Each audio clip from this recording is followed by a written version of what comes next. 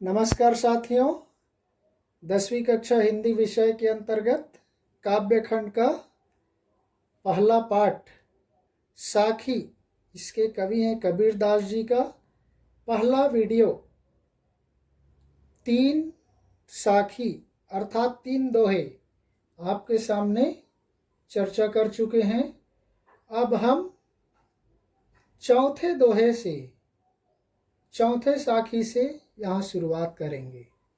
तो साथियों, कबीरदास जी भक्ति काल के निर्गुण शाखा के, ज्ञान मार्गी शाखा के प्रमुख कवि हैं और कबीरदास जी पढ़े लिखे नहीं थे, इसके बावजूद भी उनके ज्ञान में कोई कमी नहीं था। इनकी पुस्तकों को विश्वविद्यालयों में, यूनिवर्सिटीज़ में, कॉलेजों में पढ़ाई जाती हैं। तो चलते हैं कबीरदास जी के जीवनोपयोगी जो दोहे हैं, साखी हैं, उनका चौथा दोहा। सुखिया सब संसार है, खाए अरु सोए, दुखिया दास कबीर है, जागे अरु रोए। कबीरदास जी कहते हैं कि सारे संसार के लोग, सब लोग मस्त हैं, आनंद से हैं, प्रसन्नता पूर्वक खा पी रहे हैं, सो रहे हैं, संसार की कोई चिंता नहीं है, आराम से मस्त हैं। लेकिन चूंकि कबीरदास जी को मालूम है कि यह आज मस्त खाने पीने वाला, सोने वाला व्यक्ति एक दिन जा कर के धोखा खाएगा, इसकी क्या गति होगी, उसकी गति के बारे में सोच करके दुखिया दास कबीर है, जागे अरु रोए। कबीरदास जी दुखी हो जाते हैं, निराश हो जाते हैं और रात रात भर जागते रहते हैं, रोते रहते हैं। तो साथियों, चूंकि कबीरदास जी सांसारिकता और ईश्वर दोनों के बारे में उनको मालूम था, इसलिए संसार के लोगों की गति क्या होगी उसको सोच करके कबीरदास जी को नींद नहीं आता था और वो रात रात भर जगते थे और रोते थे। संसार के लोगों को ईश्वर क्या है ये मालूम नहीं है, इसलिए वे आराम से खा पी करके सोते हैं। अर्थात मुहावरे की भाषा में कहा जाता है घोड़े बेचकर सोना, अर्थात निश्चिंत होकर के सोना। जबकि कबीरदास जी उनकी दशा को देख करके, उनके भविष्य को लेकर डरे हुए होते हैं, सशंकित होते हैं, इसलिए वो जागते और रोते हैं। नेक्स्ट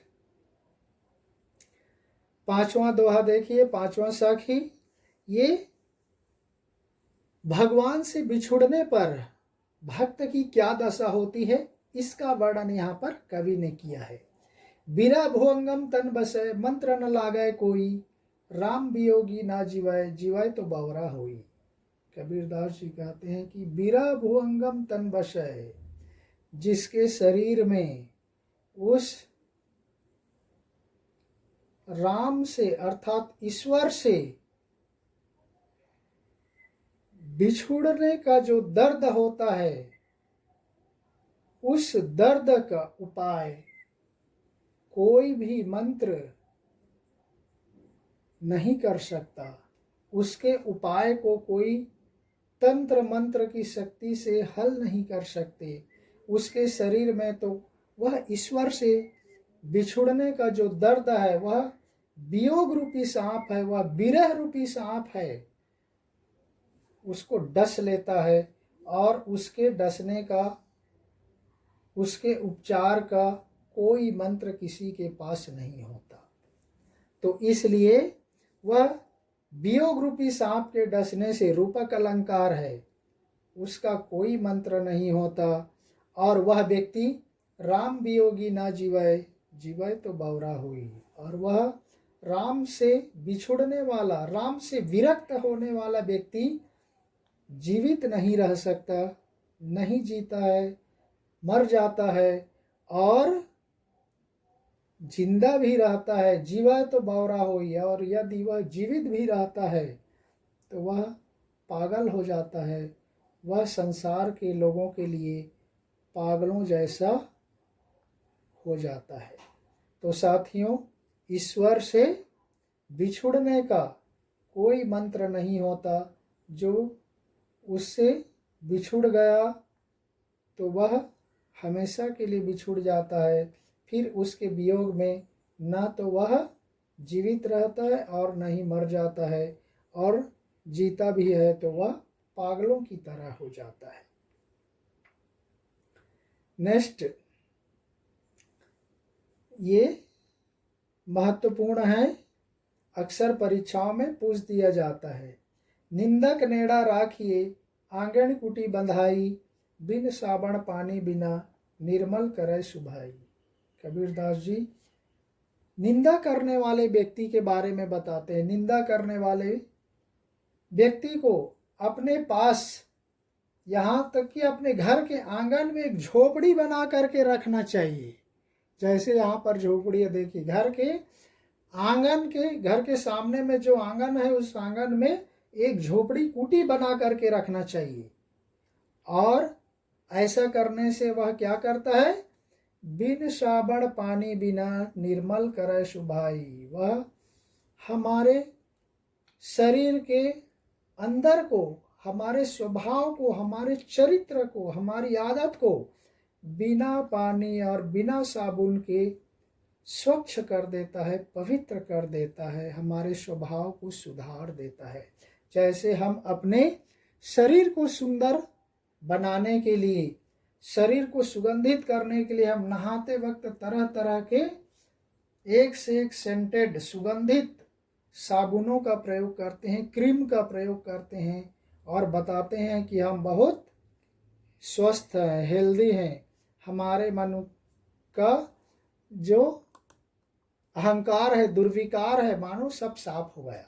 लेकिन साथियों, कोई भी साबुन सेंट लगा लेने मात्र से, पानी में नहा लेने मात्र से व्यक्ति का ऊपर का शरीर तो साफ हो सकता है, सुगंधित हो सकता है, अच्छा हो सकता है, लेकिन मन को साफ करने के लिए, अंतरात्मा को शुद्ध करने के लिए साबुन सेंट पानी की जरूरत नहीं होता।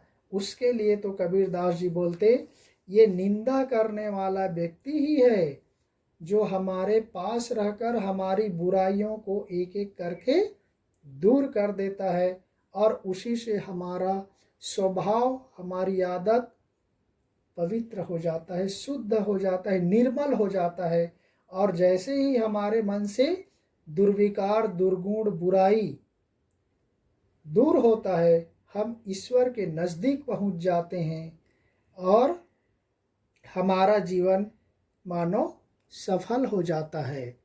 तो इसलिए कबीरदास जी निंदा करने वाले व्यक्ति को अपने घर के आंगन में कुटी बनाकर रखने का सुझाव देते, ताकि वह बिना पानी और बिना साबुन के हमारे स्वभाव को शुद्ध कर देता है, पवित्र कर देता है। चलते हैं 7वें नंबर की ओर। ये भी महत्वपूर्ण है परीक्षा की दृष्टि से भी। पोथी पढ़ी पढ़ी जग मुआ, पंडित भया ना कोई, एक असीर पीयू का, पढ़ै सुपंडित होई। देखिए, पुस्तकी ज्ञान को महत्व नहीं देते, हमने शुरू में भी बताया। कबीरदास जी अनुभव को महत्व देते, एक्सपीरियंस। हमने 10वीं कक्षा के बड़े भाई साहब पाठ में भी देखा, अनुभव, एक्सपीरियंस ज़्यादा महत्वपूर्ण है बजाय कि बुक्स नॉलेज। तो कबीरदास जी बोलते, पोथी पढ़ी पढ़ी जग मुआ, पंडित भया ना कोई। धार्मिक ग्रंथ की पुस्तकें, वेद, शास्त्र, पुराण, कुरान, बाइबल सब पढ़ के लोग, संसार के लोग मर गए, लेकिन कोई भी व्यक्ति ज्ञानी नहीं हुआ, कोई भी व्यक्ति विद्वान नहीं हुआ। सारे संसार के लोग वेद, शास्त्र, पुराण पढ़ करके चले गए। किसी को राम नहीं मिला, कोई भी ज्ञानी नहीं बन सका। क्यों? क्योंकि एक असीर पीव का पढ़ै सुपंडित होई। हम उस ईश्वर के एक ही अक्षर के महत्व को जो व्यक्ति पढ़ लेता है, एक असीर पीव का, उस प्रिय के, उस ईश्वर के, उस राम के नाम के एक ही अक्षर को जो व्यक्ति पढ़ लेता है, उसके अर्थ को समझ जाता है, वही व्यक्ति संसार में ज्ञानी हो जाता है, पंडित हो जाता है। तो इसलिए कबीरदास जी कहते हैं केवल वेद शास्त्र या पुराण ग्रंथ पढ़ लेने मात्र से कोई व्यक्ति ज्ञानी पंडित नहीं होता। ऐसा पढ़ पढ़ के लाखों करोड़ों लोग चले गए, कोई ज्ञानी नहीं हुआ। ज्ञानी बनने के लिए उस आराध्य के, उस प्रिय के एक ही नाम अर्थात उस राम के नाम के महत्व को जो व्यक्ति जान लेता है, समझ लेता है, पढ़ लेता है, वही व्यक्ति ज्ञानी हो जाता है।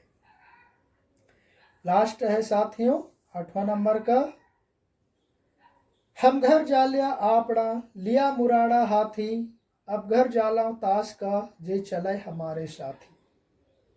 कबीरदास जी बोलते हैं कि हमने अपना घर जला लिया। हम घर जालिया आपड़ा, हमने अपना घर जला लिया। किससे?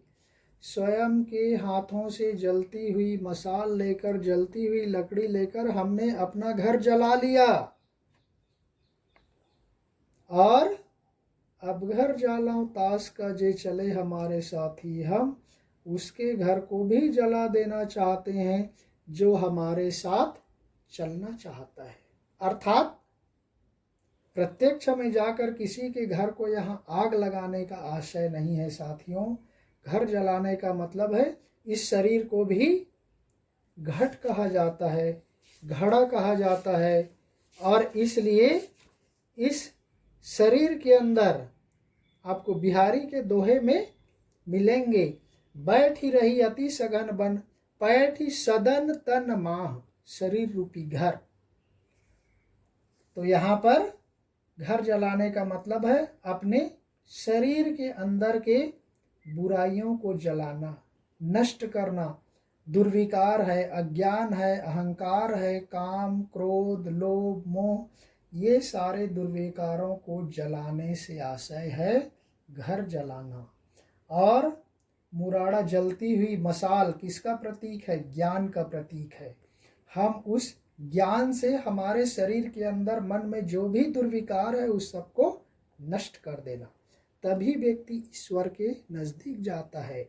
इसलिए कबीरदास जी कहते हैं कि उस संत महात्माओं के साथ चलने के लिए हम घर जालिया आपड़ा, हमने तो अपना घर जला लिया। अर्थात अपने शरीर के अंदर जो भी बुराइयां हैं, दुर्विकार हैं, जो ईर्ष्या, द्वेष, काम, क्रोध, लोभ, मोह है, वो सबको जला दिया। अब जो हमारे साथ चलना चाहता है हम भी उसके घर को जला देंगे, उसके भी मन के दुर्विकारों को, बुराइयों को, अहंकार को नष्ट कर देंगे, समाप्त कर देंगे।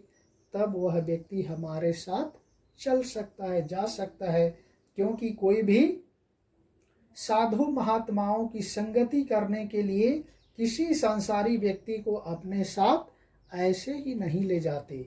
उसके लिए आपको साधुओं के जैसा बनना पड़ता है, ऋषि मुनियों के जैसा बनना पड़ता है। जैसे प्राचीन काल में देखे होंगे, राजा महाराजा के बच्चे भी गुरुकुल में जाकर विद्या अध्ययन करते थे, ब्रह्मचर्य आश्रम में।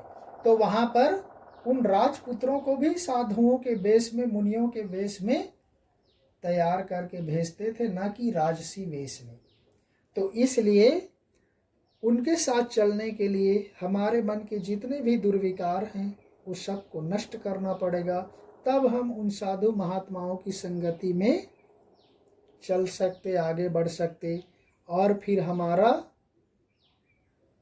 जो अंतिम लक्ष्य है मोक्ष का, व्यक्ति का अंतिम लक्ष्य क्या होता है? मोक्ष प्राप्त करना। धर्म अर्थ काम और मोक्ष 4 पुरुषार्थ होते हैं, उस 4 में अंतिम है मोक्ष प्राप्त करना। तब हम धीरे धीरे अपने लक्ष्य मोक्ष की ओर आगे बढ़ते हैं और तभी हमारा जीवन सफल होता है, अन्यथा वह जीवन अधूरा होता है, अपूर्ण होता है, हम अपने लक्ष्य को प्राप्त नहीं कर सकते। इसलिए कबीरदास जी कहते हैं कि उस साधुओं की संगति करने के लिए, ऋषि मुनियों के साथ जाने के लिए हमें अपने अंदर के अज्ञान को, हमने अपने अंदर की बुराई को, अहंकार को, दुर्विकार को नष्ट करना पड़ेगा, ऐसा कबीरदास जी कहते हैं। इसीलिए कबीरदास जी के बारे में कहते, कबीरा जब मैं पैदा हुआ जग हंसे मैं रोए, ऐसी करनी कर चलो मैं हंसूं जग रोए। कबीरदास जी बोलते, जब देखे होगे जब बच्चा पैदा होता है संसार में सब लोग हंसते हैं, लेकिन बच्चा रोता है। संसार के लोग हंसते हैं, बच्चा रोता है, बच्चा रोता है, संसार के लोग हंसते हैं। और जब बच्चा नहीं रोता संसार के लोग रोते हैं, देखो क्या हुआ है, डॉक्टर के पास ले जाते, दिखाते, उसके हार्ट काम कर रहा है कि नहीं, नर्व काम कर रहा है कि नहीं, चेक करवाते। तो इसलिए कबीरदास जी बोलते, ऐसी करनी कर चलो, अब ऐसा काम कर चलो कि मैं हंसूं जग रोए, मैं हंसते हुए जाऊं, संसार के लिए रोते रहें। इसीलिए हमारा चौथा दोहा में देखे ना, दुखिया दास कबीर है जागे अरु रोए। संसार के लोगों की दशा को देखकर कबीरदास जी जागते रहते हैं, रोते रहते हैं, क्योंकि संसार के लोगों को पता नहीं होता ईश्वर क्या है, आत्मा क्या है, परमात्मा क्या है, केवल खाने पीने को जिंदगी मान लेते। तो इस तरह से साथियों ये परीक्षा की दृष्टि से भी महत्वपूर्ण है। छोटे छोटे दोहे हैं लेकिन जीवनोपयोगी दोहे हैं, इनको ध्यान रखिए। नेक्स्ट वीडियो में किसी और पार्ट के साथ मिलेंगे, तब तक के लिए धन्यवाद। जय हिंद।